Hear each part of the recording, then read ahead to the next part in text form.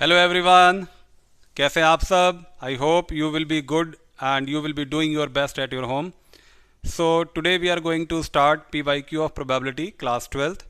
और this is a good time to practise the P Y Q questions, because आपको पता है कि ऑलमोस्ट सारा सिलेबस सबका ख़त्म हो चुका है, एग्ज़ाम सब पास आ रहे हैं।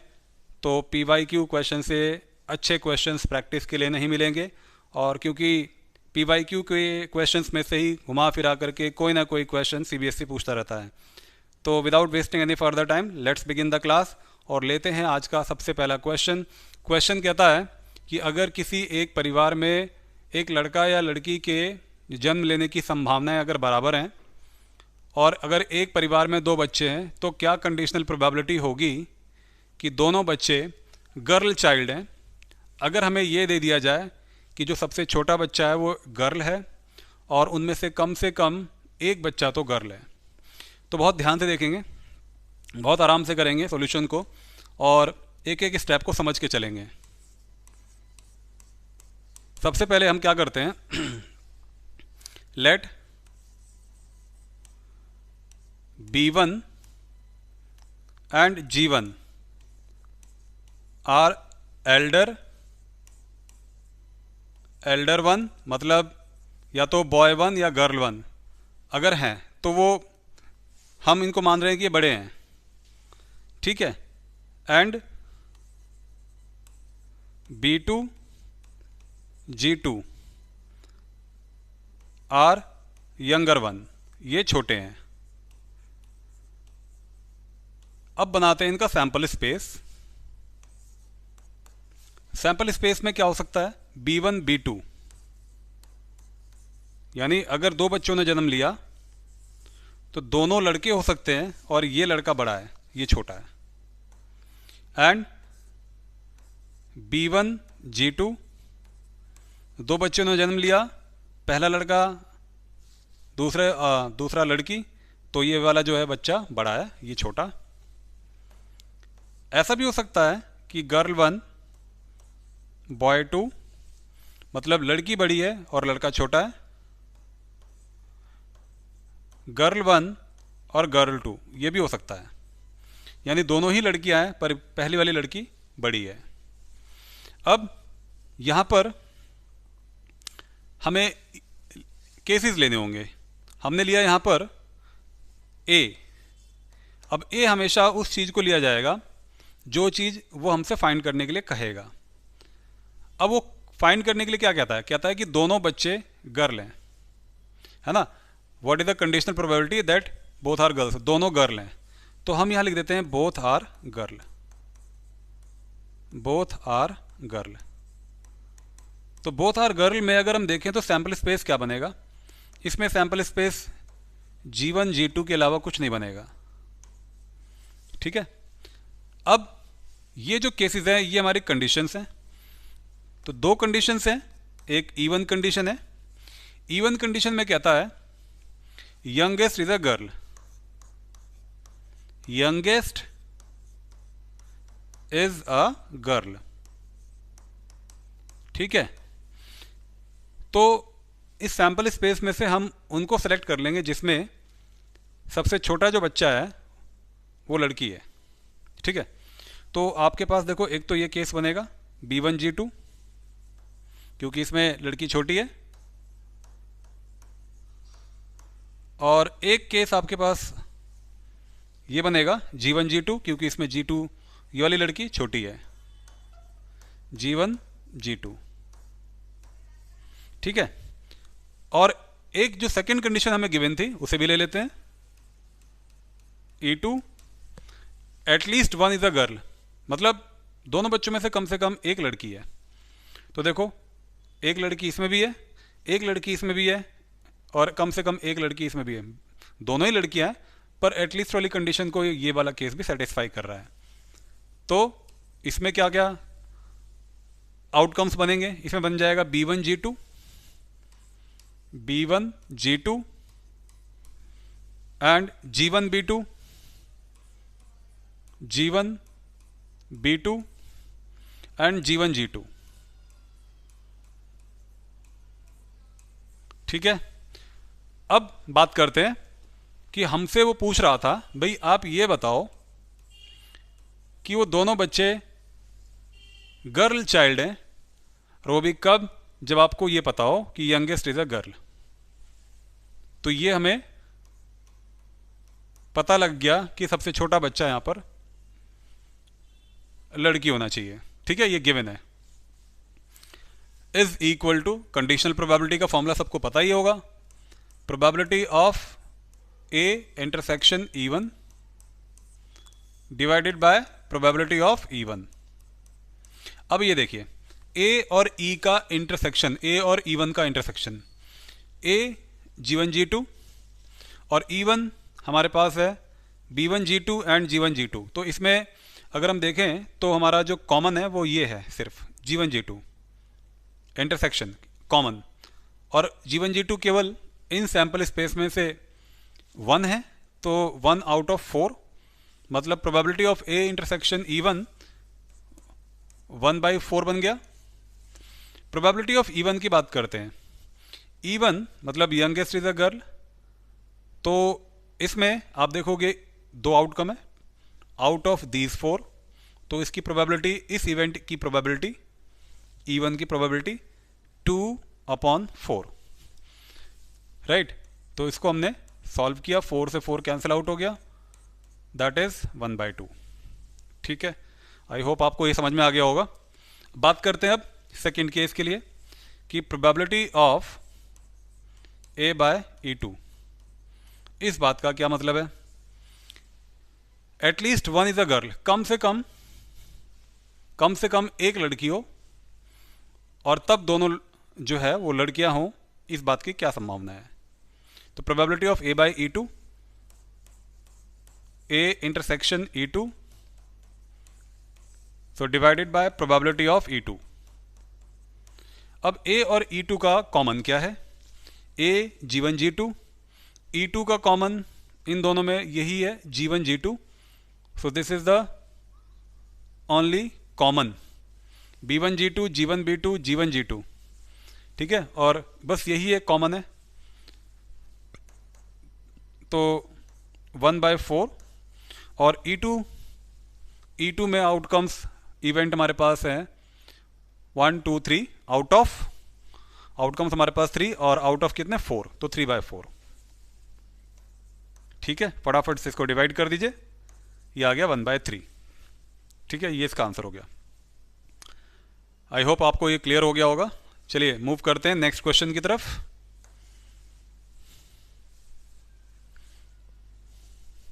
So question number 2, a card from a pack of 52 playing card is lost. 52 ताश के पत्तों में से एक पत्ता आपका खो जाता है। कौन सा खोया है पत्ता, देखते हैं। From the remaining cards of the pack of 3 cards, अभी तक ये नहीं पता लगा कि कौन सा पत्ता खोया है, कोई भी खो सकता है। अब पत्ते खोने के बाद बचे हुए पत्तों में से 3 पत्ते आपने निकाले विदाउट रिप्लेसमेंट, बिना रिप्लेसमेंट के साथ। ऐसा नहीं है कि निकाला और फिर उसके अंदर डाल दिया, निकाल के अलग रख लिया, फिर दोबारा निकाला, उसे रख लिया, फिर दोबारा निकाला, ऐसे करके हमने 3 पत्ते निकाल लिए। And are found to be all spade, हमने ये पाया कि तीनों पत्ते स्पेड के हैं। क्या प्रोबेबिलिटी होगी कि ये तीनों पत्ते स्पेड के तब आ रहे हैं जब आपका एक पत्ता स्पेड का ही खोया था। इस बात की प्रोबेबिलिटी आपको बतानी है। सो this is a case of Bayes theorem. तो आगे बढ़ने से पहले बेस थ्योरम के बारे में या बेस थ्योरम से रिलेटेड कुछ इंपॉर्टेंट टर्मिनोलॉजी आपको बता दूं। मतलब इसमें यह हो गया कि सबसे पहले हमें यह पहचानना होता है बेस थ्योरम के क्वेश्चन में कि एक्चुअल में गिवन क्या है। ठीक है, गिवन कंडीशन को हम हमेशा ए लेते हैं। तो मैं पहले यह देखता हूं कि इसमें गिवन क्या है। Are found to be all spade, पता लग जाता है कि तीनों स्पेड हैं 3 कार्ड निकालने के बाद, यह गिवन है। ठीक है, तो लिख लेते हैं इसे।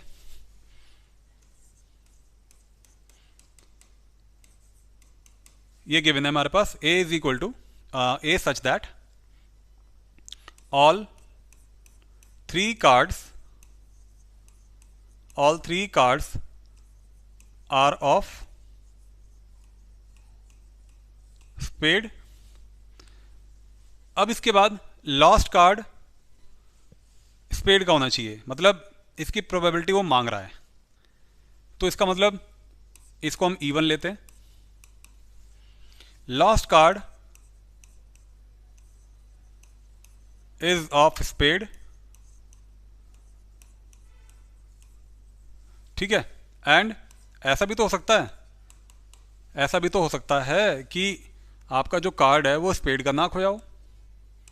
Lost card is not of spade, खोया हुआ पत्ता आपका स्पेड का नहीं है, ठीक है। अब इन बातों की प्रोबेबिलिटी अगर हम निकालें कि अगर खोया हुआ पत्ता स्पेड का है तो क्या प्रोबेबिलिटी होगी। 13 स्पेड कार्ड में से कोई भी कार्ड आ सकता था, सॉरी 13 बोल रहा हूं मैं आपको, 13 स्पेड कार्ड में से कोई भी पत्ता आपका खो सकता है आउट ऑफ 52। तो ये हो जाएगा आपका 1/4। अच्छा, अगर पत्ता स्पेड का नहीं खोया, कोई और खोया, तो क्या चांसेस होंगे उसके। 1 माइनस 1/4, ये बन जाएगा आपका 3/4। अब तीनों पत्ते स्पेड के आ गए। अब ये तीनों पत्ते स्पेड के दो कंडीशंस में आ सकते हैं। पत्ता स्पेड का खोया तब आ सकता है, और पत्ता स्पेड का नहीं खोया तो भी आ सकते हैं। तो इस बात को कैसे लिखेंगे। Probability of A by even. इस बात का क्या मतलब है, इस बात का मतलब है कि आपका जो कार्ड है वो स्पेड का खोया है, तब आपके तीनों पत्ते स्पेड के आ रहे हैं। तो अगर पत्ता स्पेड का अगर खो गया तो 13 पत्तों में से एक पत्ता कम हो गया, 12 बचे, 12 में से कोई भी 3 पत्ते आ सकते हैं, इसलिए 12C3 ये फेवरेबल आउटकम। और क्योंकि पूरी गड्डी में से एक पत्ता आपका कम हो गया है तो टोटल बचे 51। तो 51 में से 3-3 कार्ड के कितने कॉम्बिनेशन बनेंगे, ये हो जाएगा हमारा टोटल आउटकम। तो मतलब हम क्या लिखेंगे, 51C3, ठीक है। अब यहां पर एक केस ये भी बनता है, probability of A bye E2। मतलब क्या कि आपका जो कार्ड है वो स्पेड का नहीं खोया तो तीनों कार्ड स्पेड के आए हैं। तो देखो भाई, अगर कार्ड स्पेड का नहीं खोया है तो 13 कार्ड आपके हाथ में हैं, और 13 कार्ड अगर आपके हाथ में है तो उनमें से कोई भी 3 कार्ड आ सकते हैं। ये आपका फेवरेबल आउटकम हो गया। अब टोटल आउटकम, टोटल आउटकम अभी भी तो एक पत्ता खो ही चुका है ना, चाहे वो बेशक स्पेड का ना हो। तो टोटल कार्ड आपके 51 हो गए, और उसमें से कोई भी 3 कार्ड के कॉम्बिनेशन बनाए जा सकते हैं। तो वो हमारा टोटल फेवरेबल आउटकम बन जाएगा। सॉरी, मैं फेवरेबल बोल रहा हूँ, वो बन जाएगा हमारा टोटल आउटकम, ठीक है। तो टोटल आउटकम बन गया ये 51C3, ठीक है जी। अब आगे चलते हैं। देखो कहता क्या है कि अब आप ये बताओ कि जब आपको ये पता चल जाए कि आपके तीनों पत्ते स्पेड के आ गए, तो आप बताओ कि ये तीनों पत्ते स्पेड के तब आए थे जब आपका पत्ता स्पेड का खोया था। हमें बताना है probability of E1 bye A.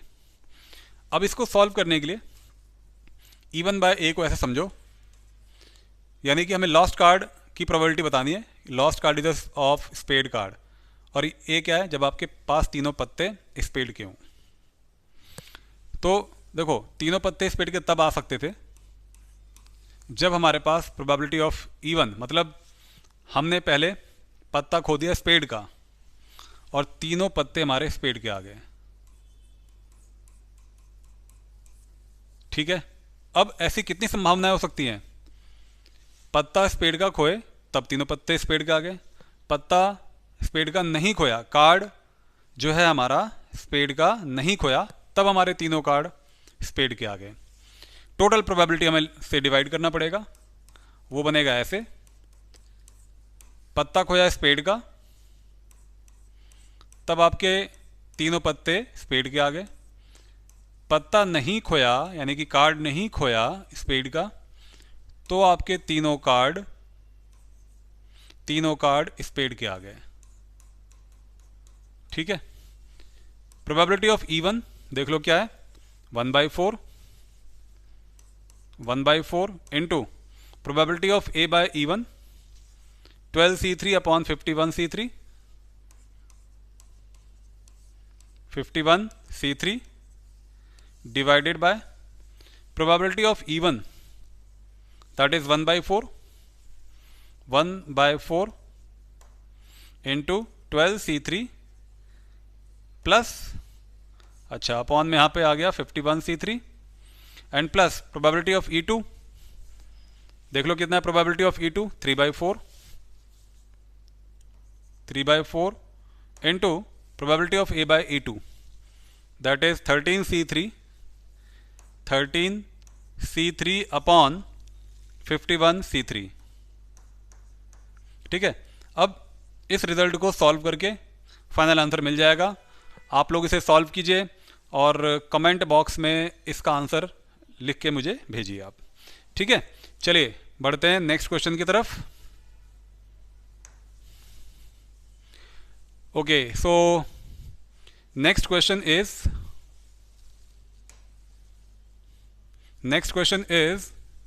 Question number 3। From a lot of 15 bulbs which include 5 defectives, a sample of 4 bulb is drawn one by one with replacement. Okay, find the probability distribution of number of defective bulbs, hence find the mean of the distribution. आपसे कहता है कि हमारे पास एक 15 bulb का lot है जिसमें से 5 हमारे जो हैं वो डिफेक्टिव बल्ब हैं और हमें 4 बल्ब का एक सैंपल हमने निकाला है 1 by 1, एक एक करके विद रिप्लेसमेंट। अच्छा, रिप्लेसमेंट के साथ मतलब हमने 15 बल्ब रखे थे हमारे सामने, एक निकाला, चेक किया, वापस रख दिया, दूसरा निकाला, चेक किया, फिर वापस रख दिया, ऐसे करके हमने 4 बार किया। ठीक है, तो वो 4 बल्ब का सैंपल हो गया। तो ये कहता है कि आप प्रोबेबिलिटी डिस्ट्रीब्यूशन बनाइए डिफेक्टिव बल्ब का। ठीक है, और जैसे ही डिस्ट्रीब्यूशन टेबल आप बना लेते हो तो मीन बताइए डिस्ट्रीब्यूशन का। तो देखिए एक एक करके मैं आपको सॉल्यूशन बताता हूँ, बहुत इजी क्वेश्चन है, मुश्किल बिल्कुल भी नहीं है। तो सबसे पहले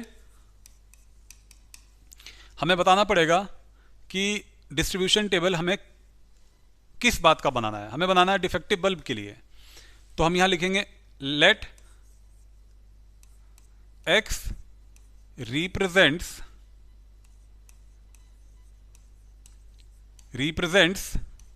the number of defective bulb, the number of defective bulb। ठीक है, x रिप्रेजेंट करता है डिफेक्टिव बल्ब को। अब तो ऐसा हो सकता है कि हमारे पास एक भी डिफेक्टिव बल्ब ना आए, चारों बल्ब निकाल लिया और उसमें से एक भी डिफेक्टिव नहीं आया, और हो सकता है कि एक डिफेक्टिव बल्ब आ गया, हो सकता है कि 2 डिफेक्टिव बल्ब आए, ये भी हो सकता है कि 3 डिफेक्टिव बल्ब आ जाए, और ये हो सकता है कि चारों ही डिफेक्टिव आ जाए। ठीक है, अब सबसे पहले मैं ये देखता हूं कि मेरे पास डिफेक्टिव बल्ब, एक डिफेक्टिव बल्ब आने की प्रोबेबिलिटी है क्या। तो देखिए probability of 1 defective bulb is 5 defective bulb है आउट ऑफ 15, तो 5/15 1/3, तो यानी कि एक डिफेक्टिव बल्ब आने के जो चांसेस हैं वो 1/3 है। तो नॉन डिफेक्टिव बल्ब आने के क्या चांसेस होंगे। Probability of non defective bulb D dash, इससे रिप्रेजेंट कर देते हैं 1 - 1/3, जो कि बन जाएगा आपका 2/3। ठीक है, आई होप कि आपको यहां तक तो बिल्कुल जो एक्सप्लेनेशन है बिल्कुल क्लियर हो गई होगी। आगे देखते हैं और क्या है। अब बात करते हैं यहां पर प्रोबेबिलिटी ऑफ x = 0। इस बात का क्या मतलब है। इस बात का मतलब है कि एक भी डिफेक्टिव बल्ब नहीं आया, और अगर एक भी डिफेक्टिव नहीं आया तो कैसे बल्ब आए, non defective, non defective, non defective, non defective. ये डिफेक्टिव बल्ब की प्रोबेबिलिटी है, ये नॉन डिफेक्टिव बल्ब की प्रोबेबिलिटी है। तो नॉन डिफेक्टिव बल्ब की प्रोबेबिलिटी 2/3 एक की, तो 1 2 3 4 यानी कि 2/3 होल पावर 4 मतलब 16/81। ठीक है, अब बात करते हैं यहाँ पर probability of x equal to 1 और x रिप्रेजेंट कर रहा था नंबर ऑफ डिफेक्टिव बल्ब, मतलब अब की बार एक डिफेक्टिव बल्ब आया है, बाकी तीनों नॉन डिफेक्टिव बल्ब हैं। तो इसको ऐसे लिख देते हैं, इसको ऐसे लिखते हैं probability of 1 defective bulb and 3 non defective bulb. अब देखो, एक डिफेक्टिव बल्ब की प्रोबेबिलिटी 1/3, 3 नॉन डिफेक्टिव बल्ब की probability 2/3 whole power 3। 3 non defective, एक की प्रोबेबिलिटी 2/3, तो 3 की होगी 2/3 होल पावर 3। अब देखो, अब मैं एक काम करने जा रहा हूं, मैं यहां पर ना, अब ये जो एक डिफेक्टिव बल्ब है, ये जरूरत होना है कि पहले ही चांस में आ जाए। मैंने कोई बल्ब निकाला और ये जरूरी नहीं है कि पहले अटेम्प्ट में ही मेरा जो डिफेक्टिव बल्ब आ जाए चारों में से। हो सकता है कि वो दूसरे अटेम्प्ट में आ जाए, हो सकता है वो तीसरे अटेम्प्ट में आ जाए, हो सकता है चौथे अटेम्प्ट में आ जाए। यानी एक डिफेक्टिव बल्ब आने के जो चांसेस है ना, 4 में से एक प्लेस पर है। अब 4 में 4 प्लेसेस हैं, प्लेसेस का मतलब ऐसे डिफेक्टिव डिफेक्टिव डिफेक्टिव डिफेक्टिव, ये 4 प्लेसेस ही तो हैं। तो इनमें से चारों में से किसी भी बार वो डिफेक्टिव बल्ब आ सकता है। तो इसका मतलब मुझे यहां पर मल्टीप्लाई देना पड़ेगा 4C1 से। एक डिफेक्टिव बल्ब इन चारों पोजीशन में से किसी भी पोजीशन पर आ सकता है, इसलिए 4C1 से मल्टीप्लाई। 4C1 की वैल्यू होती है 4, तो ये बन जाएगा आपका 2/3 होल पावर 3। तो 2 पावर 3 इज 8, 8 4 ज़ा 32, 8 4 ज़ा 32,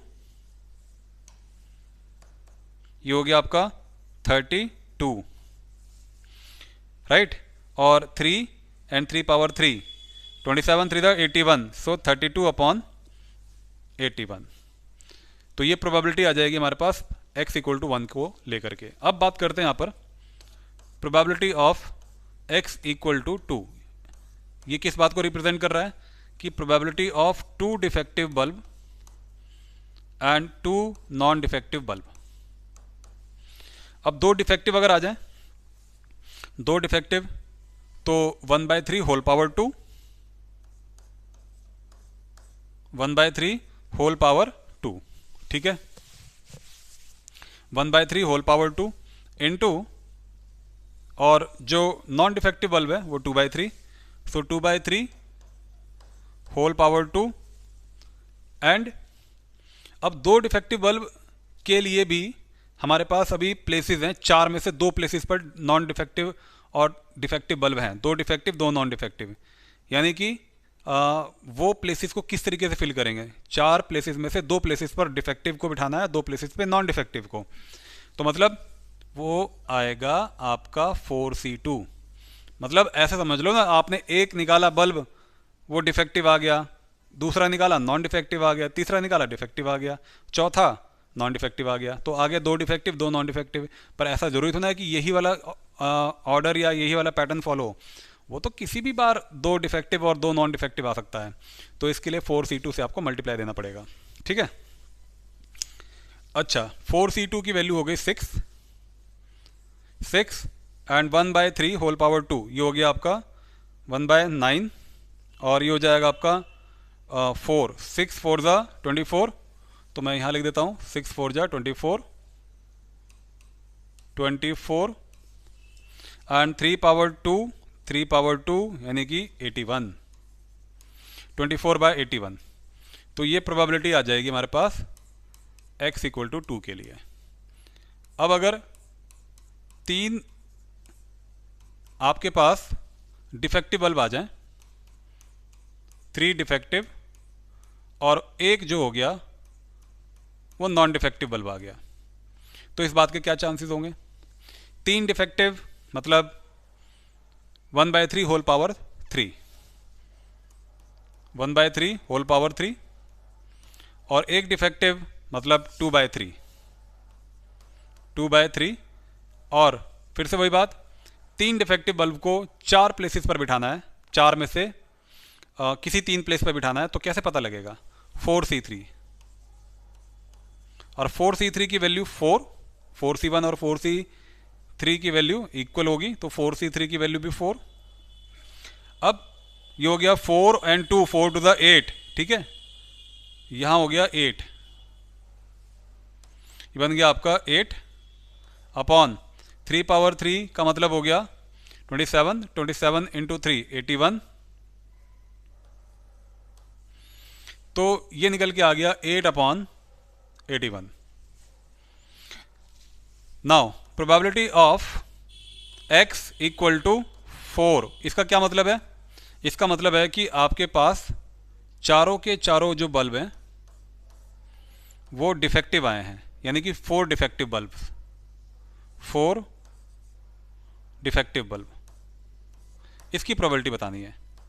अब एक डिफेक्टिव बल्ब की प्रोबेबिलिटी 1/3, तो 4 की कितनी हो जाएगी? 1/3 होल पावर 4, मतलब 1/81। अब बात करते हैं कि इसकी डिस्ट्रीब्यूशन टेबल कैसे बनेगी। तो डिस्ट्रीब्यूशन टेबल के लिए अब आप यहां लिखो x इक्वल टू x लिखिए और यहां लिखिए p ऑफ x, ठीक है, और यहां पर आप टेबल फॉर्म कर लो। 0 defective, 1 defective, 2 defective, 3 defective, 4 defective. तो 0 डिफेक्टिव की प्रोबेबिलिटी आप देख लो कितनी थी। 0 डिफेक्टिव की प्रोबेबिलिटी 16/81 है। 1 डिफेक्टिव की जो प्रोबेबिलिटी है वो कितनी है आपके पास? 32/81, 32/81। एंड 2 डिफेक्टिव की प्रोबेबिलिटी कितनी है? 2 डिफेक्टिव की प्रोबेबिलिटी 24/81। एंड 3 डिफेक्टिव की प्रोबेबिलिटी आप देख लो 8/81 है, 8/81। एंड 4 डिफेक्टिव बल्ब की प्रोबेबिलिटी आप देख लो, चेक कर लो, यहाँ पर है 81, 1/81। अब चेक करके देखते हैं, अब ये हमने डिस्ट्रीब्यूशन टेबल सही बनाया है या गलत बनाया है, ये कैसे पता लगेगा? आप इन सभी प्रोबेबिलिटी को ऐड कर दो और इनका सम अगर 1 आ जाता है तो मतलब आपने टेबल सही बना रखा है। तो देखो 8 और 1 9, 4 13 एंड 2 15, 15 एंड 6 21, कैरी 2, तो 2 2 4 3 7 एंड 1 8, 81/81 दैट इज 1। तो ये बिल्कुल सही बना हुआ है। अब बात करते हैं, इसमें एक चीज़ और पूछा था, ये तो हो गया डिस्ट्रीब्यूशन टेबल। इसमें एक बात और पूछता था कि भाई आप ये बताओ find the mean of the distribution, mean कैसे निकालेंगे? तो मीन के लिए देखिए EX, जिसका फॉर्मूला होता है summation of XI into P of XI, ठीक है। अब XI हमारे पास क्या है? देखिए XI 0, इनकी कॉरस्पॉन्डिंग प्रोबेबिलिटी 16/81, इससे इसका मल्टीप्लाई कर दो तो ये बन जाएगा 0 इंटू 16/81, यानी कि ये पूरा हो गया 0। अब 1/32 इंटू 81, मतलब 32/81 प्लस 2 इंटू 24/81, मतलब 48/81 plus and 3 into 8/81, 24/81 plus 4 into 1/81, 4/81, right. So 4 and 4 8, 8 and 8 16, 16 and 2 18, right. Carry हो गया आपका 1, तो 3 and 4 3 7, 7 and 3 10, तो 108/81। क्या ये डिवाइड होते हैं अभी? यस, 9 9 ज़ा 81 एंड 12 9 ज़ा,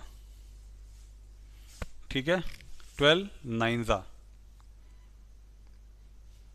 तो 9 के टेबल से 12 बार में और 9 के टेबल से 9 बार में, इसको कट कर लो तो ये कट गया 4 3 ज़ा 3, 4 ज़ा 12 एंड 3 3 ज़ा 9, 4/3।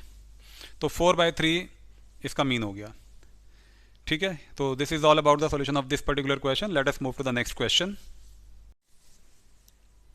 क्वेश्चन नंबर 4 में बोला गया है कि there are 3 coins, one is two headed coins, another is biased coin that comes up heads 75% of the time, and third is also biased coin that comes up heads 60% of the time. One of the 3 coins is chosen at random and tossed. It shows head.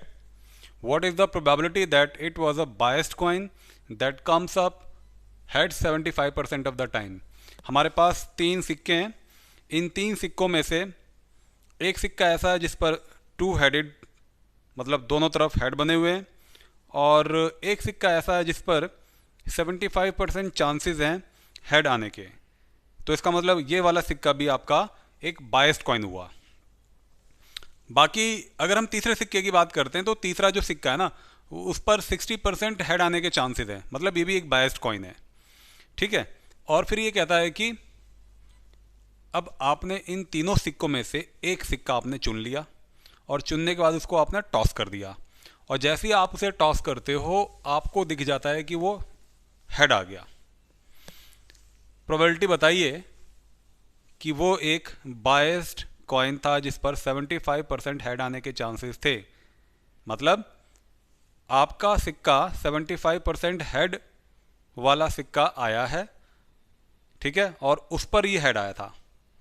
तो मतलब head तो आ चुका है, ये तो पता है, पर हमें ये बताना है कि वो एक बायस्ड कॉइन आया है जिस पर 75% चांसेस है हेड आने के. ठीक है, तो this is a question related to Bayes theorem. और बेस थ्योरम में मैंने आपको पहले भी अभी आपको बताया कि इंपॉर्टेंट बात ध्यान देने वाली क्या होती है कि सबसे पहले हमें देखना होता है कि उसमें क्वेश्चन में गिवन क्या है. गिवन जो होगा वो हमारा ए होगा. तो इसमें अगर हम देखें तो गिवन क्या है, इट शोज हेड, यानी कॉइन ने हेड शो कर दिया, मतलब ए हमारा यहाँ पर हेड हो गया. तो इसको हम लिख लेते हैं यहाँ पर, ए इज कॉइन शोज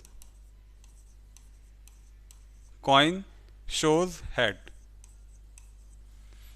अब हमारे पास 3 सिक्के हैं, तीनों सिक्कों में से एक सिक्का चुनना है. तो सिक्के चुनने के चांसेस कितने हो जाएंगे, 1/3, 1/3, 1/3, है ना. तो सिक्का 1 मतलब coin 1 which is a 2 headed coin. E1 हो गया 2 हेडेड कॉइन, 2 हेडेड कॉइन, और इसमें यहाँ पर इसके चुनने के जो चांसेस होंगे कॉइन 1 को, वो 1/3 हो जाएगा. और E2 ये हो गया आपका बायस्ड कॉइन जिस पर 75% चांसेस हैं हेड आने के. इसको चुनने के चांसेस कितने हो जाएंगे, इज इक्वल टू 1/3. तो इसके भी चांसेस 1/3 ही होंगे. अगर हम बात करते हैं अब E3, तो E3 क्या है, ये भी हमारा बायस्ड कॉइन है, बायस्ड कॉइन जिस पर हेड आने के चांसेस 60% हैं, 60% हेड. तो क्या प्रोबेबिलिटी हो जाएगी इस वाले सिक्के को चुनने की, probability of E3 is equal to 1/3. ठीक है, अब बात करते हैं यहाँ पर कि मान लो हमने सिक्का चुन लिया, E1 फर्स्ट कॉइन चूज कर लिया, और उस पर हेड आने के क्या चांसेस हैं. भाई देखो, ये सिक्का ऐसा सिक्का है कि जिस पर दोनों तरफ हेड बने हुए हैं, तो उस पर हेड आने के चांसेस 100% होंगे क्योंकि दोनों तरफ ही हेड हैं. तो 100% मतलब प्रोबेबिलिटी 1. अब अगर हम बात करते हैं प्रोबेबिलिटी ऑफ A/E2, क्या मतलब है, सिक्का चुन लिया बायस्ड कॉइन जिस पर 75% हेड आता है, तो उस पर हेड आने के चांसेस क्या हैं. देखो, उस पर 75% हेड दिखाता है, तो 75/100, 25 3 एंड 25 4 3/4 चांसेस होंगे अगर हमने कॉइन 2 चूज कर लिया और उस पर हेड आता है तो. अब अगर हम बात करते हैं प्रोबेबिलिटी ऑफ E3, इसका क्या मतलब है? इसका मतलब है कि हमने कॉइन चूज किया थर्ड कॉइन पर हेड आता है 60%, तो 60/100 सॉल्व किया आपने तो ये आ जाएगा आपका 3/5। अब आपसे क्या कहता है? अब आपसे कहता है कि भाई जब आपको ये पता चल जाए कि कॉइन ने हेड शो कर दिया तो वो एक टू हेडेड कॉइन था, नहीं टू हेडेड कॉइन नहीं पूछता, वो पूछता है कि 75% ऑफ द टाइम जिस पर हेड आता वो वाला कॉइन था, मतलब कौन सा? E2। तो हमें प्रोबेबिलिटी ऑफ E2/A बताना है। अब इसको निकालने का क्या तरीका होगा? Probability of E2 into probability of A/E2। ये क्या है इसे समझा देते हैं। आपने कॉइन चूज किया सेकंड, मतलब 75% जिस पे हेड आता है, और जब ये पता चल चुका कि आपने सिक्का सेकंड वाला चूज किया है तो उस पर हेड आने के चांसेस क्या होंगे, ठीक है, डिवाइडेड बाय इस चीज को आप टोटल प्रोबेबिलिटी का मतलब यहां पर है कि अगर मैं कॉइन 1, कॉइन 2 और कॉइन 3 चूज करता हूं तो उसमें हेड आने के जितने भी चांसेस होंगे उन सभी चांसेस को ऐड कर देना is called a total probability. उस टोटल प्रोबेबिलिटी से जब मैं इसको डिवाइड करूंगा तो मुझे ये पता लग जाएगा कि what is the probability of E2/A, यानी कि जब मुझे पता चल गया हेड आया है तो वो सिक्का 75% हेड शो करने वाला कॉइन था, है ना। तो इसको लो देखो हम कैसे करते हैं। प्रोबेबिलिटी ऑफ E1, अगर हमने कॉइन 1 चूज किया होता और उस पर हेड आने के चांसेस हम देख रहे होते, या सिक्का हमने चूज किया होता सेकंड और उस पर हम चांसेस ढूंढ रहे होते हेड आने के, या हमने कॉइन चूज कर लिया होता थर्ड और उस पर हम ढूंढ रहे होते हेड आने के चांसेस। इन सभी से इनको डिवाइड कर दो, आपको रिजल्ट पता चल जाएगा। Probability of E2 1/3 into probability of A/E2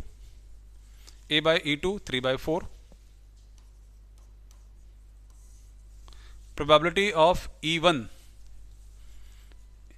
is 1/3 into probability of A/E1 3/4, A/E1 that is 1, not 3/4, A/E1 1, and probability of E2 is also 1/3 into probability of A/E2, so A/E2 that is 3/4, then plus probability of E3, it is also 1/3 into probability of A/E3, so A/E3 that is 3/5। ठीक है, ये आ गया। अब आप इसे solve कर लीजिए। 3 and 3 get cancelled and now 1/4 by 3 and 3 get cancelled, 3 and 3 get cancelled, so 1/3 plus 1/4 plus 1/5, 3, 4 and 5, इनका एलसीएम हो गया आपका 60 is LCM of this, and 3 से 60 20 टाइम्स में, 4 से 60 15 टाइम्स में, 5 से 60 12 टाइम्स में, 4/1, तो ये बन जाएगा आपका 1/4 into 60 upon 20, 15 plus 12 that is 27 plus 20 47, है ना, 47, और ये आ जाएगा इंटू में यहाँ पर 4।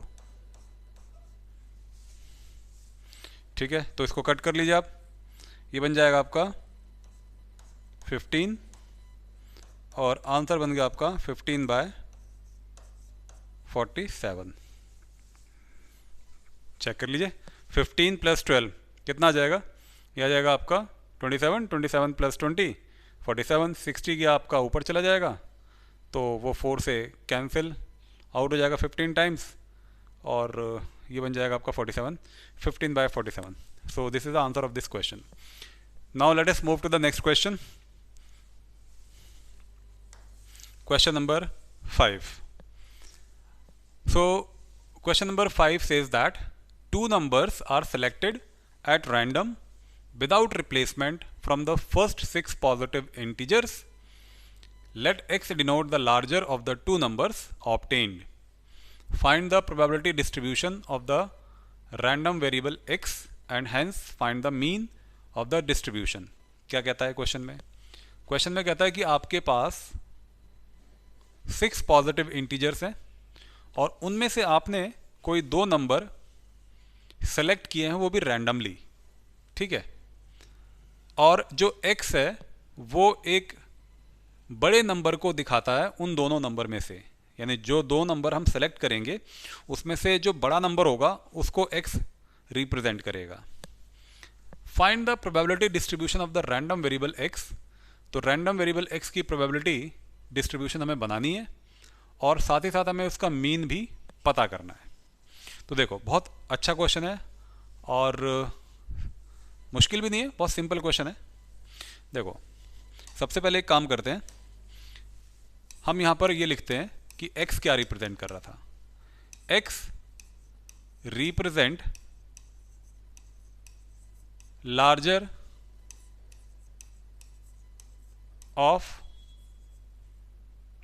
Of 2 numbers.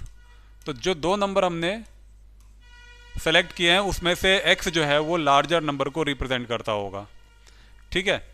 तो लार्जर नंबर, अब जो हमारे पास इंटीजर हैं वो कौन कौन से हैं? 1, 2, 3, 4, 5 एंड 6, ये हमारे पास इंटीजर्स हैं। अब इनमें से कोई भी 2 नंबर आपको सेलेक्ट करने हैं। तो कितने तरीके हो सकते हैं 2 नंबर सेलेक्ट करने के लिए आउट ऑफ 6? तो टोटल 2 numbers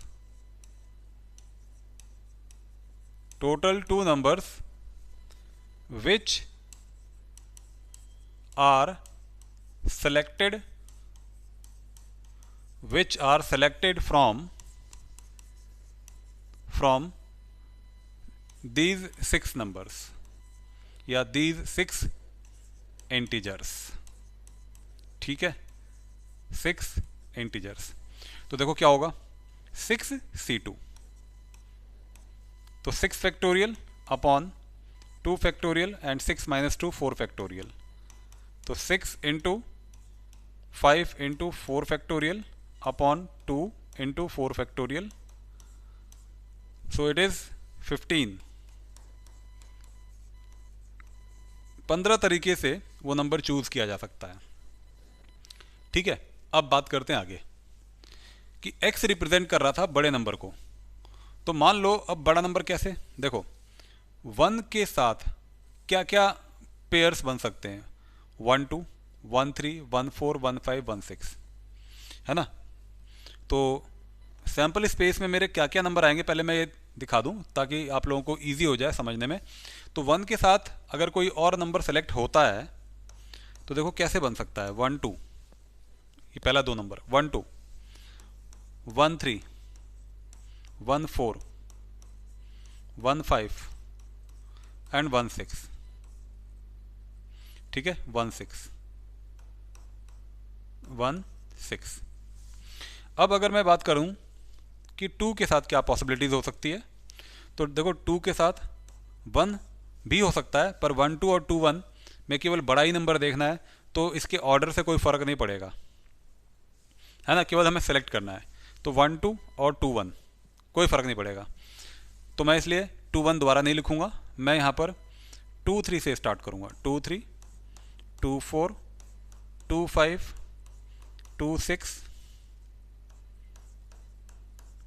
3 से स्टार्ट करते हैं, 3 4, 3 5, 3 6, 4 से स्टार्ट करते हैं, 4 5, 4 6। 5 से स्टार्ट करते हैं, 5 5 6। अब इसको अगर हम काउंट करें कितने नंबर हैं तो 1 2 3 4 5 6 7 8 9 10 11 12 13 14 एंड 15। तो इस तरीके से ये जो हमारे पास जो है 15 जो नंबर्स हैं ये फॉर्म हो जाएंगे। ठीक है, ओके। अब बात करते हैं यहाँ पर, देखो बड़ा नंबर क्या क्या हो सकता है। बड़ा नंबर हो सकता है 2। तो ये जो 2 है ये बड़ा नंबर हो सकता है चुने गए 2 नंबर में से, और जो बड़ा नंबर है वो 3 भी हो सकता है इन चुने हुए 2 नंबर में से, और बड़ा नंबर आपका यहाँ पर 4 भी हो सकता है, और फिर से वही जो बड़ा नंबर है वो 5 भी हो सकता है और 6 भी हो सकता है। ठीक है, तो देखो 2 कौन कौन से केसेस में बड़ा हो सकता है, 1 2 में। ठीक है, एक ही केस है 1 2 में, यानी 2 बड़ा तभी होगा जब वो 1 के साथ आएगा, है ना। अदरवाइज अगर 2 किसी और नंबर के साथ आया तो दूसरा नंबर बड़ा हो जाएगा, इसलिए 1 2 बड़ा नंबर तभी बनेगा जब ये 1 और 2 आए बस। तो इसका मतलब एक पॉसिबिलिटी है, तो इसकी प्रोबेबिलिटी 1/15। और x इक्वल टू 3, 3 बड़ा नंबर कब बन सकता है, जब 1 3 आ जाए, 2 3 आ जाए। केवल यही 2 पॉसिबिलिटीज़ हैं, अगर ये और ये आता है तभी जो 3 होगा वो लार्जर नंबर होगा, अदरवाइज़ किसी और के साथ आएगा तो वो लार्जर नहीं हो पाएगा। ठीक है, तो इसका मतलब यहाँ पर प्रोबेबिलिटी 2/15। अब 4 लार्जर नंबर कैसे बन सकता है, देखो 4 लार्जर यहाँ पर भी है, 1 4 2 4 3 4, और कोई पॉसिबिलिटी नहीं है, तो 3/15। और 5 लार्जर नंबर कैसे बन सकता है, 5 बन सकता है 1 5 2 5 3 5 एंड 4 5। ठीक है, इनमें ये लार्जर होगा। ठीक है, अब बात करते हैं यहाँ पर कि 6 लार्जर कैसे हो सकता है, या तो 1 6 आ जाए, 2 6 आ जाए, 3 6 आ जाए, या फिर 4 6 आ जाए, या फिर 5 6 आ जाए। मतलब 1 2 3 4 एंड 5, तो 5/15। ठीक है, तो डिस्ट्रीब्यूशन इसकी बनानी थी हमें, तो डिस्ट्रीब्यूशन के लिए क्या करेंगे आप, यहाँ आप लिखते हैं x, यहाँ लिखते हैं p ऑफ x। ठीक है,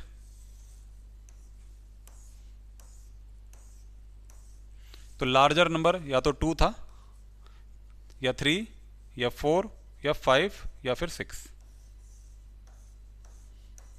तो 2 के लिए प्रोबेबिलिटी 1/15 थी, 3 के लिए 2/15, एंड 4 के लिए 3/15, 5 के लिए 4/15, एंड 6 के लिए 5/15 सॉरी। तो मैं ऐड करके देखता हूँ कि क्या ये डिस्ट्रीब्यूशन सही बना है। 5 and 4 9, 9 and 3 12, 12 to 14 and 1 15, 15/15, that is 1। बिल्कुल करेक्ट है, बिल्कुल करेक्ट। तो ये तो हो गया डिस्ट्रीब्यूशन हमने बना दिया। अब आपसे पूछ रहा था कि भाई आप ये बताओ कि मीन क्या होगा इसका, मीन। तो मीन के लिए फॉर्मूला आपको पता ही है, expected mean is equal to sigma xi p of xi is equal to 2 into 1/15, मतलब 2/15 plus 3 into 2/15, 3 2 6, 6/15 plus 4 into 3/15, 4 3 12, 12/15 plus 5 into 4/15, 20/15 plus 6 5 30, 30/15। अब इनको ऐड कर दो, 30 20 50, 50 and 12 62, 62 and 6 68 and 2 70. So 70 upon 15. इसको कट करना चाहो तो कट कर लो. 14 5 ज़ा, ठीक है. 14 से तो खैर नहीं कट पाएगा ये जो है 70/15 5 के टेबल से कट करते हैं एंड 5 3 ज़ा, तो 14/3 is the answer of this question. ठीक है, I believe you must have understood. So let us move to the next question. So this is the question number 6. तो क्वेश्चन नंबर 6 में क्या कहता है कि a bag contain 4 black and 6 red balls and bag B contain 7 black and 3 red balls. यानी कि एक bag के अंदर, this is bag 1 A, bag A में 4 black ball and 6 red ball. Bag 2 मतलब bag B 7 black ball and 3 red ball. So this is bag B. A die is thrown, एक die फेंकी जाती है. अब यदि 1 और 2 appears on it, एक या दो दिखाई देता है डाई के ऊपर, then bag A is chosen, तब आप बैग A को चूज करते हो.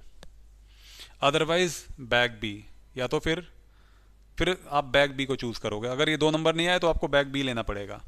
If 2 balls are drawn at random, आपने 2 बॉल रैंडमली निकाली है, वो भी विदाउट रिप्लेसमेंट. ठीक है. From the selected bag find the probability one of them being red and another is black. तो क्या प्रोबेबिलिटी होगी कि एक उनमें से रेड है और दूसरा यहाँ पर ब्लैक है. ठीक है. तो हमें क्या करना पड़ेगा, हमारे पास 2 बैग हैं, बैग ए और बैग बी, है ना. तो बैग 1 को चूज करना E1 मान लेते हैं. चूजिंग बैग 1, बैग 1 मतलब बैग ए. E2 चूजिंग बैग 2 मतलब बैग बी. अब इसमें एक 2 कार्ड आप निकालते हो, है ना. तो क्या प्रोबेबिलिटी मांग रहा है, one of them being red and another is black. तो हम यहां पर एक इवेंट ले लेते हैं ई, और इवेंट ई को कह देते हैं one of them being red and another is black.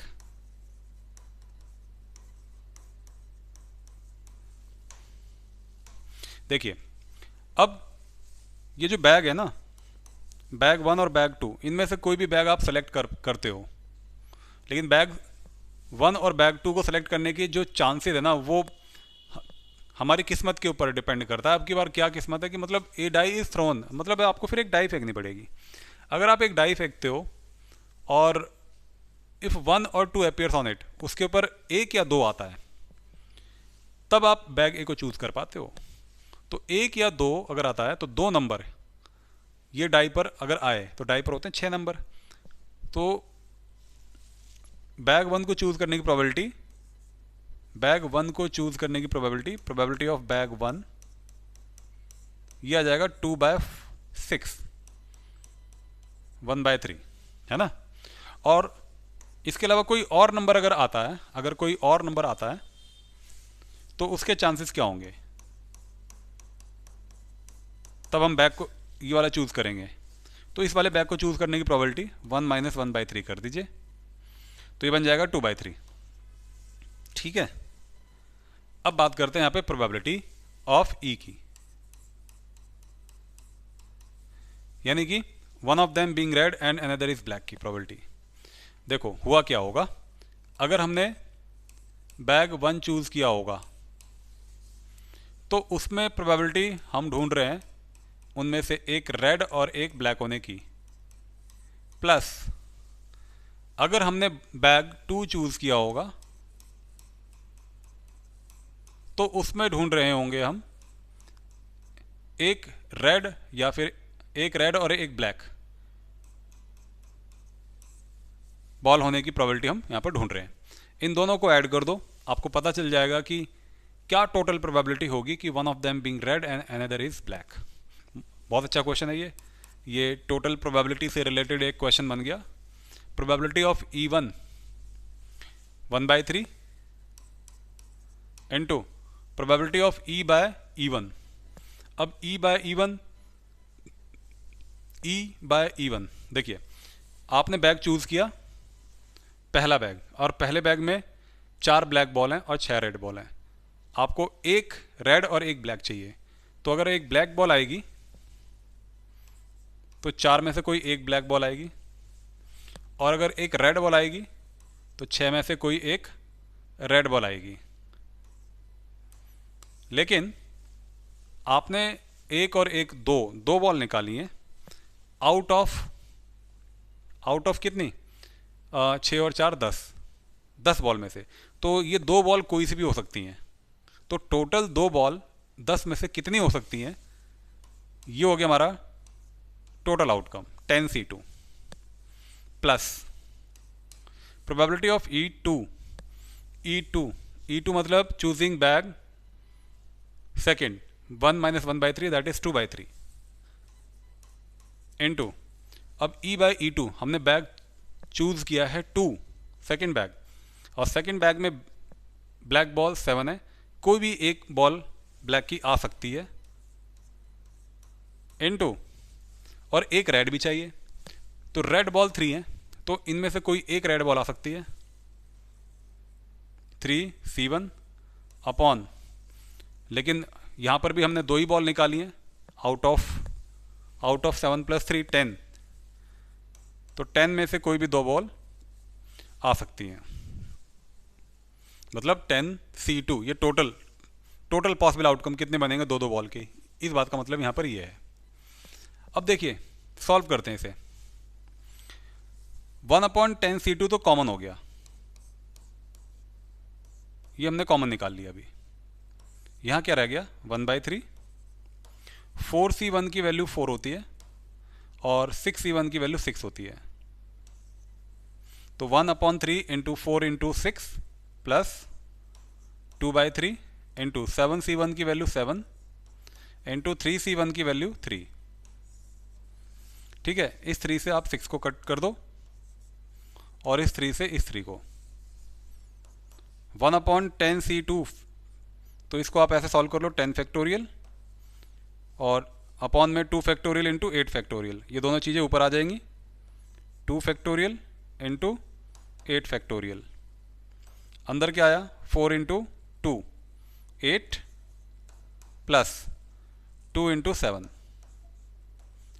14 हो गया, राइट। तो ये बन जाएगा आपका 2 × 8 factorial upon 10 × 9 × 8 factorial into 14 + 8 22। 8 factorial से 8 फैक्टोरियल आपका ये कैंसिल आउट हो गया, 2 से 10 कट गया 5 टाइम्स, तो 22 × 1 एंड 9 × 5 45, तो 22/45 is the answer of this question. ठीक है, I believe you must have understood. चलिए move to the next question.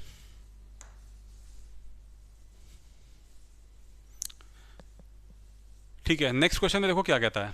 कहता है कि N unbiased coin is tossed 4 times, मतलब हमारे पास एक अनबायस्ड कॉइन है और उसको हमने 4 बार टॉस किया है। Find the mean and variance of the number of heads obtained. देखो ये वाला वेरिएंस वाला पार्ट तो बिल्कुल नहीं करेंगे हम, क्योंकि वेरिएंस नहीं है, केवल आपके पास मीन और एक्सपेक्टेड मीन है आपके सिलेबस में, तो मैं इसको नहीं कराऊंगा। ठीक है, इसको स्किप कर देंगे। चलिए अब आते हैं इसके सॉल्यूशन वाले पार्ट पर। देखो भाई, अगर हम 4 कॉइन टॉस कर रहे हैं और हेड का के लिए वो मीन और एक्सपेक्टेड मीन अगर वो पूछ रहा है, तो इसका मतलब ये है कि हमारा जो x होगा वो नंबर ऑफ हेड होगा। तो हम लिख लेते हैं यहाँ पर let x represents the number of head. ये मान के चलो कि आपका जो है ना ये वाला क्वेश्चन जो है, मतलब जिसमें रैंडम वेरिएबल एक्स से रिलेटेड एक क्वेश्चन तो पक्का रखा है, ये आना ही आना है, तो इसको तो आप करके जाओ। Let x represent the number of heads.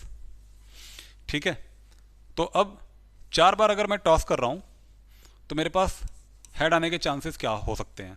देखो, अगर मैं 4 बार टॉस कर रहा हूं तो हेड आने के जो चांसेस हैं, हो सकता है कि 0 चांसेस हो, मतलब हो सकता है कि हेड आए ही ना। और हेड आएगा कब नहीं, हेड तब आएगा, तब नहीं आएगा जब चारों के चारों टेल हों, तब हेड नहीं आएगा। लेकिन ऐसा भी हो सकता है कि उसमें से एक हेड हो, ये तब हो सकता है जब एक हेड आ जाए और बाकी के 3 यहां पर टेल आ जाए। ठीक है, तब आ सकता है। और ये हो सकता है कि उसमें 2 हेड आ जाएं, तो 2 हेड अगर आ गए तो ऑब्वियस सी बात है कि उसमें आपका 2 टेल होंगे। क्या लिख रहे हैं यार हम, 2 हेड और 2 टेल। ठीक है, और x इक्वल टू 3, मतलब 3 हेड हो गए और 1 टेल हो गया आपका। ठीक है, तब हो सकता है। और x इक्वल टू 4 का मतलब हो गया कि अब की बार आपके पास चारों ही हेड आ चुके हैं। याद करो कि अगर आप एक कॉइन को टॉस करोगे एक बार तो हेड और टेल आने के चांसेस आधे आधे, मतलब 1/2 होंगे। तो अगर हम बात कर रहे हैं यहाँ पर 4 टेल, तो 4 टेल अगर आ गए तो इसका मतलब एक टेल की प्रोबेबिलिटी 1/2, तो बाकी जो 3 है उनकी भी प्रोबेबिलिटी 1/2, मतलब 1/2 होल पावर 4, जो कि बन जाएगा आपका 1/16। अब एक हेड और 3 टेल, अब एक हेड आया होगा उसकी प्रोबेबिलिटी 1/2, 3 टेल 1/2 होल पावर 3। ठीक है, अब लेकिन वही बात आ गई ना कि 4 तो प्लेसेस है, 4 प्लेसेस हैं, और हेड ज़रूरी नहीं है कि पहली बार में ही आ गया हो, वो किसी भी टाइम पर आ सकता है, वो दूसरी बार में, तीसरी बार में, चौथी बार में, यानी चारों प्लेस में से किसी भी प्लेस पर हेड आ सकता है, एक हेड। तो 4 प्लेसेस में से एक प्लेसेस पर हेड को फिल करने के जो वेज होंगे वो 4C1 होंगे। ठीक है, तो यहाँ पे थोड़ा सा कॉम्बिनेशन वाला रूल अप्लाई हुआ है। 4C1 की वैल्यू 4 हो गई, और 1/2 इंटू 1/2 होल क्यूब, ये हो गया 1/16, मतलब कुल मिलाकर के 4/16 लिख रहा हूँ मैं, कट नहीं कर रहा अभी, क्योंकि इससे जो कैलकुलेशन है हमारी इजी हो जाती है। ओके, अब बात कर लेते हैं हम यहाँ पर 2 हेड, तो वही बात, 2 हेड को 4 प्लेसेस में फिल करने के वेज 4C2 जैसे ऊपर वाले केस में हुआ था, इनटू, और 2 हेड, एक हेड की प्रोबेबिलिटी 1/2, तो 2 हेड की होगी 1/2 होल पावर 2, और ऐसे यहाँ पर 2 टेल 1/2 होल पावर 2। 4C2 की वैल्यू आ गई आपकी 6। ठीक है, 6, और ये हो जाएगा 1/2, तो 6/16। अगर हम बात करते हैं अब यहाँ पर 3 हेड और 1 टेल, तो 4C3। ठीक है, 4C3, 3 हेड को 4 प्लेसेस पर अगर हम अरेंज करें, है ना, सेलेक्ट करें, मतलब उसको किस तरीके से वेज को फिल करें उनकी प्लेसेस को, तो 4C3, और इनटू 3 हेड की प्रोबेबिलिटी 1/2 होल पावर 3, और एक टेल की प्रोबेबिलिटी 1/2, तो कुल मिलाकर के 4C3 की वैल्यू 4 अपॉन ये बन जाएगा आपका 16। नाउ चारों हेड हैं, तो 4C0, मतलब 4C0 कोई प्लेस ही नहीं होगी, हर एक प्लेसेस पर हेड हेड हेड ही होगा, तो मैं यहाँ पर 4C0, मतलब एक भी प्लेस को मैं ऐसा नहीं कह सकता कि मैं हेड को अरेंज कर रहा हूँ, वो अपने आप ही होते जाएंगे, तो कोई भी प्लेस नहीं होगी। 4C0 1/2 होल पावर 4, 4C0 की वैल्यू 1/2 होल पावर 4, 1/16। तो ये तो आ गया मेरी प्रोबेबिलिटी अब मैं इसको डिस्ट्रीब्यूशन टेबल में कन्वर्ट कर दूंगा पहले, लेकिन चेक कर लूँ कि क्या ये सही आया है कि नहीं। तो 1 and 4 5, 5 and 6 11, 11 and 4 15, 15 and 1 16, बिल्कुल करेक्ट है। तो इसका मतलब ये हो गया, यहाँ पर x लिख दो और यहाँ पर लिख दो p ऑफ x, ठीक है, और फटाफट से ये टेबल आप कंप्लीट कर लो। So this is a probability distribution table. तो यहाँ पर 0 1 2 3 and 4, 0 आने के चांसेस 1/16 और ये हो गया 4/16। 2 हेड आने के चांसेस थे हमारे पास 6/16 एंड 3 हेड आने के चांसेस हमारे पास हैं 4/16 एंड दिस इज 1/16। अब बात कर लेते हैं कि आपको निकालना था यहाँ पर एक्सपेक्टेड मीन, है ना। तो एक्सपेक्टेड मीन कैसे निकालेंगे आप? एक्सपेक्टेड मीन के लिए फॉर्मूला आपके पास है sigma xi into probability of corresponding probability. तो सिग्मा xi और ये आ जाएगा p ऑफ xi, ठीक है, ये आ गया। क्या मतलब है इसका? 0 इंटू दिस 0, 1 इंटू 4/16 मतलब बन जाएगा ये 4/16 एंड 2 इंटू 16/16 इनका मल्टीप्लाई, तो 12/16 प्लस 3 इंटू 4/16 मतलब 3 4 12, 12/16 प्लस 4 इंटू 1/16, 4 इंटू 1/16 मतलब ये आ गया 16 इनका एल्सियम, 12 12 24, 24 एंड 4 28 एंड 4 32, तो ये आ जाएगा आपका 2। तो this is the answer of this particular question, ठीक है। So now let us move to the next question.